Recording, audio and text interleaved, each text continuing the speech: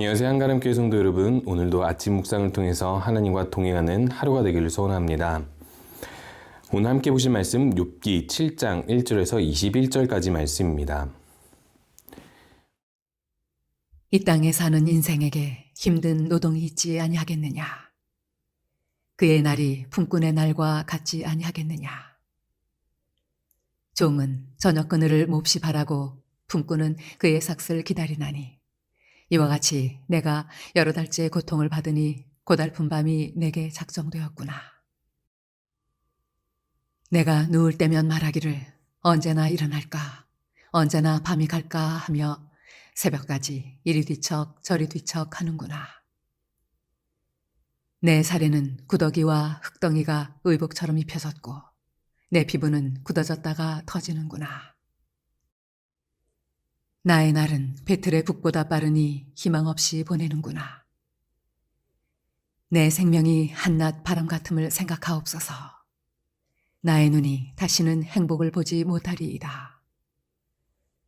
나를 본 자의 눈이 다시는 나를 보지 못할 것이고 주의 눈이 나를 향하실지라도 내가 잊지 아니하리이다. 구름이 사라져 없어짐같이 스올로 내려가는 자는 다시 올라오지 못할 것이오니 그는 다시 자기 집으로 돌아가지 못하겠고 자기 처소도 다시 그를 알지 못하리이다. 그런즉 내가 내 입을 금하지 아니하고 내 영혼의 아픔 때문에 말하며 내 마음의 괴로움 때문에 불평하리이다. 내가 바다니이까 바다 괴물이니이까 주께서 어찌하여 나를 지키시나이까? 혹시 내가 말하기를 내 잠자리가 나를 위로하고 내 침상이 내 수심을 풀리라 할 때 주께서 꿈으로 나를 놀라게 하시고 환상으로 나를 두렵게 하시나이다. 이러므로 내 마음이 뼈를 깎는 고통을 겪느니 차라리 숨이 막히는 것과 죽는 것을 택하리이다. 내가 생명을 싫어하고 영원히 살기를 원하지 아니하오니 나를 놓으소서. 내 날은 헛것이니이다. 사람이 무엇이기에 주께서 그를 크게 만드사 그에게 마음을 두시고 아침마다 권징하시며 순간마다 단련하시나이까. 주께서 내게서 눈을 돌이키지 아니하시며 내가 침을 삼킬 동안도 나를 놓지 아니하시기를 어느 때까지 하시리이까. 사람을 감찰하시는 이여 내가 범죄하였던들 주께 무슨 해가 되오리이까. 어찌하여 나를 당신의 관역으로 삼으셔서 내게 무거운 짐이 되게 하셨나이까. 주께서 어찌하여 내 허물을 사하여 주지 아니하시며 내 죄악을 제거하여 버리지 아니하시나이까. 내가 이제 흙에 누우리니 주께서 나를 애써 찾으실지라도 내가 남아있지 아니하리이다. 환난을 당하는 욥을 향하여 아내가 하나님을 욕하고 죽으라고 이야기하죠. 그때 욥이 이렇게 대답합니다. 하나님이 내게 복을 주셨으니 화도 주실 수 있다고 말이죠. 하나님께서 주신 분이시기 때문에 가져가실 수도 있다. 그리고 그 하나님의 주권을 인정하겠다라는 것입니다. 하지만 오늘 본문을 살펴보면 욥은 엘리바스에게 대한 응답에 이어서 이제 자신의 상황을 한탄하면서 하나님 앞에 모든 불평을 토로하고 있습니다. 하지만 여기서는 불평이라고 표현하지만 욥이 하나님께 불신앙적으로 불평한 것이 아니라 하나님의 주권을 인정하기 때문에 인간으로서 견딜 수 없는 고통을 당할 때 하나님을 어떻게 의지하는지를 보여주고 있다는 것이죠. 먼저 욥의 고통에 대해서 7장 1절에서는 이렇게 비교하면서 이야기하고 있습니다. 욥은요, 일반적인 사람들의 고난과 자신의 고난이 어떻게 다른지를 이렇게 이야기하고 있습니다. 인생에게 힘든 노동이 있지 아니하겠느냐, 그의 날이 품꾼의 날과 같지 아니하겠느냐라고 이야기합니다. 인간은 저주를 받았기 때문에 이 땅에 사는 날 동안 노동을 할 수밖에 없고 힘든 노동을 해야지만이 좋은 열매를 얻을 수 있습니다. 그렇기 때문에 힘든 노동을 하는 사람들에게 희망은 무엇입니까? 바로 쉼이죠. 언젠간 난 쉴 수 있겠다. 오늘 해가 지면 난 쉴 수 있겠다. 일주일이면 그 중에 하루는 내가 쉴 수 있겠다. 한 달이면 그 중에 며칠은 내가 쉴 수 있겠다. 힘든 노동에 대한 보상은 사실상 쉼이라고 할 수 있습니다. 하나님은요, 그래서 우리가 언제든지 쉴 수 있도록 밤을 주시고 잠을 주시고 그리고 인간 사회 가운데에서도 충분한 휴일을 제공해 주시는 것이죠. 또 하나, 품꾼들은 무엇을 기다립니까? 삭슬 기다립니다. 자신이 일한 만큼의 보상, 돈, 값어치를 기다리고 있는 것이죠. 그렇기 때문에 이 사람들은요, 자신들이 지금 힘든 여러 가지 괴로운 것들을 이제 당한다 하더라도 그것에 대한 보상이 충분하다라는 것을 기대할 수 있고 그 기대와 희망 때문에 힘든 나날들을 버틸 수 있다라고 이야기합니다. 아마도 욥은 이전에 이 하나님의 모든 복을 누리면서 살 때 역시 이런 힘든 노동을 하면서 살아왔기 때문에 이것을 공감할 수 있었던 것이죠. 하지만 욥의 상황은 다릅니다. 욥은요, 자녀들도 다 잃고 재물도 재산도 다 잃고 이제는 홀로 병을 지고서 매일 밤낮을 이겨내야만 했던 것입니다. 그래서 자신의 고통을 어떻게 표현하냐면요, 내가 이 여러 달째 고통을 받아 고달픈 밤이 내게 작정되었는데, 이 사실 이 일반적인 사람들은 밤에 평안히 쉬거든요. 그런데 이렇게 병을 얻은 사람, 건강이 상한 사람은 이 밤도 쉴 수 없기 때문에 고달픈 밤이 여러 달째 계속 되었고, 더 중요한 거는 이 욥의 심정을 이렇게 이야기하고 있습니다. 내가 언제나 되어야 일어날까?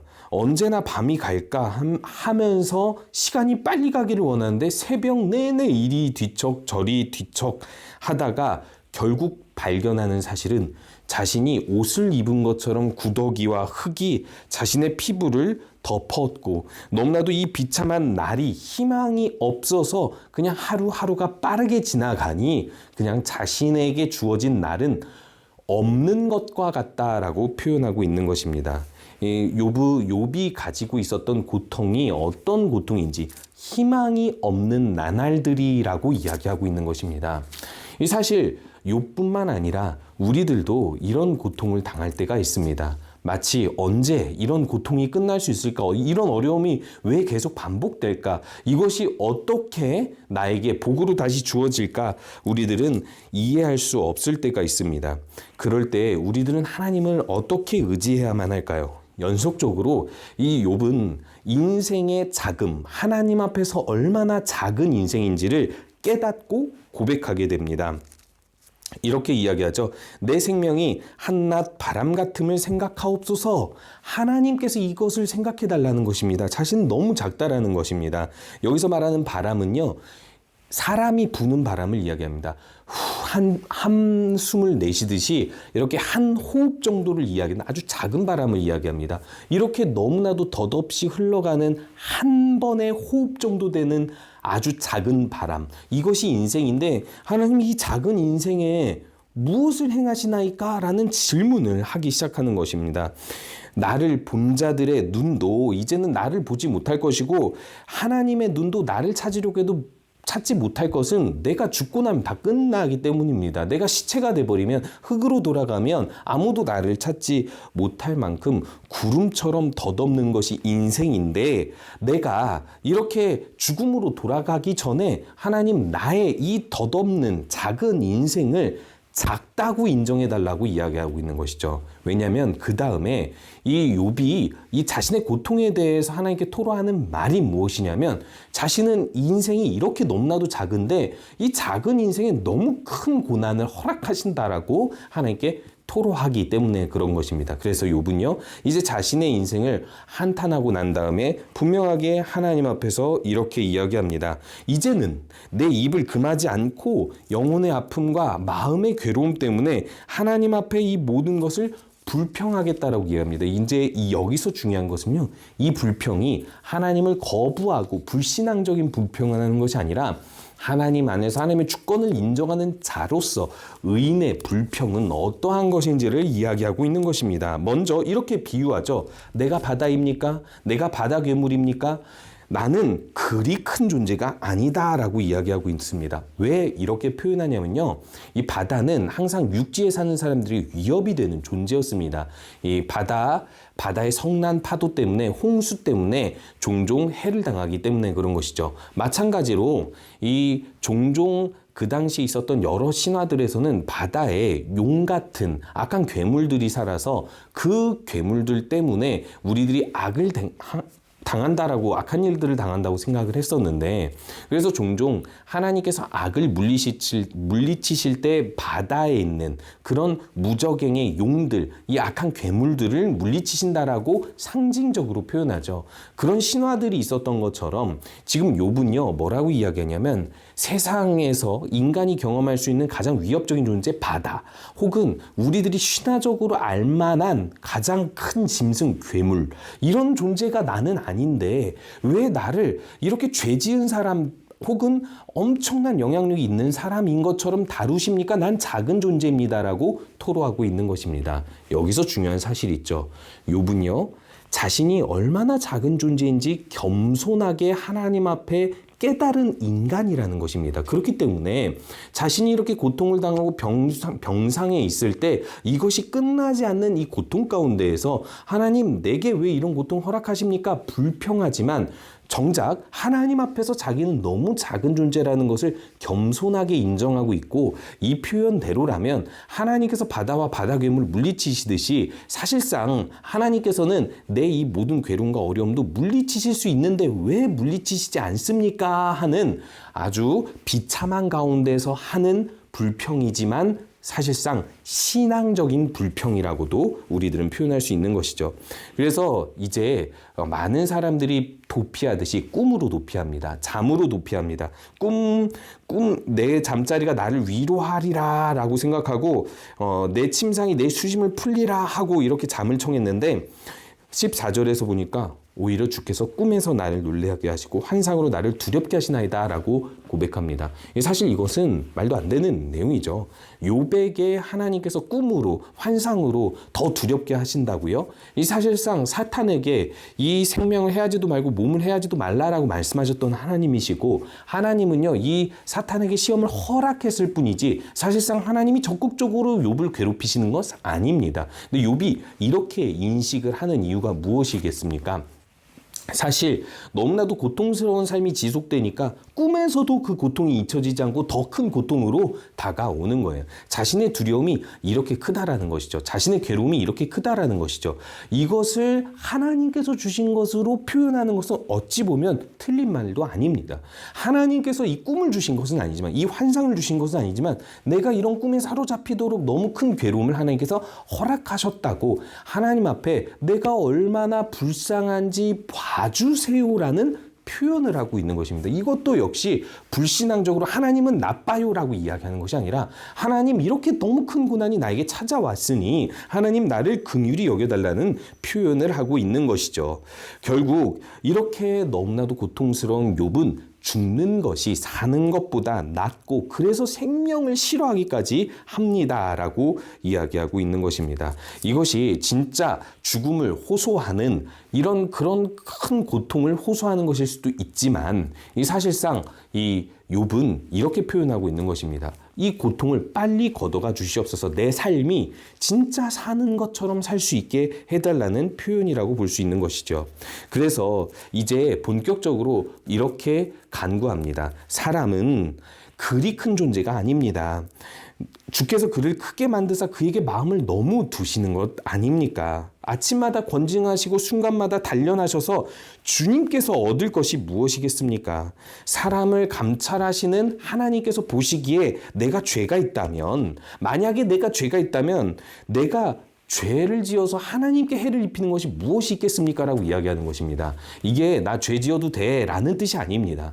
내가 죄를 지어봤자 내 죄가 하나님의 모든 사역의 모든 이 다스리심에 조금도 금가게 할 수 없는 작은 존재라는 것입니다. 그러니까 사실상 너무나도 겸손한 하나님의 주권을 인정하는 표현인 것이죠. 욥은 이랬기 때문에 순전하고 온전하고 정직해서 악에서 떠난 자였던 것 같습니다. 하나님의 크심을 인정한 사람은 죄를 지을 수 없는 것이죠. 그래서 결국 이렇게 표현하고 있습니다. 주께서 어찌하여 내 허물을 사하여 주지 아니하시며 내 죄악을 제거하여 버리지 아니하시나이까. 내가 죄가 있다라는 것을 인정합니다. 죄 때문에 병이 찾아왔습니다. 이것을 말하는 것이 아닙니다. 만약에 내가 죄가 있다면 내가 죄를 고백하고 회개하면 하나님은 다 들어주시고 용서해 주시지 않겠습니까? 저는요, 이런 병상 중에도 저는 끝까지 하나님을 의지하고 내가 죄 짓지 않으려고 회개하고 또 주님을 의지합니다. 그러니까 주님은 당연히 용서해 주시는 분 아닙니까? 라고 아주 과감하게 표현하고 있는 것입니다. 이것은 무엇을 이야기하는 것일까요? 이 고통을 끝내는 분도 하나님이시고 내 죄를 사하시는 분도 하나님이시기 때문에 난 하나님을 떠나지 않습니다. 이런 고통, 이런 병상 중에 내가 할 수 있는 것이라고는 하나님께서 이 모든 어려움과 고통 가운데서 해방시켜줄 유일한 분입니다라고 의지하고 있는 것입니다. 너무나도 이 병이 고통스러워서 하나님께 이렇게 불평을 토로한다 할지라도 욥은 하나를 놓지 않았습니다. 겸손함, 하나님의 크심, 자신의 자금, 이것을 인정하면서 하나님을 더욱 의지했습니다. 우리가 병상에 있더라도 끝나지 않는 어려움이 반복돼서 찾아온다 할지라도 끝없이 하나님을 붙들고 씨름하시기 바랍니다. 하나님, 난 작은 존재입니다. 난 작은 존재니까 날 불쌍히 여겨 주시옵소서. 하나님께 도움을 구합니다. 하나님만이 이런 나의 어려움을 해방시켜 주실 수 있습니다. 나에게 영생을 주신 하나님, 나를 도와주시옵소서. 이렇게 매일 주님 앞에 간구하시는 우리 성도님 되시기 바랍니다. 우리 함께 기도하도록 하겠습니다. 우리가 환난 중에도 하나님을 더욱 가까이 하게 하여 주시옵소서. 또한 언제나 하나님의 주권을 인정하며 살아가게 하여 주시옵소서. 우리가 또 피터 폴린 선교사님 위해서 기도할 때에는 새롭게 준비하는 사역에 하나님의 은혜와 축복이 가득하게 하여 주시옵소서. 우리 함께 기도하도록 하겠습니다.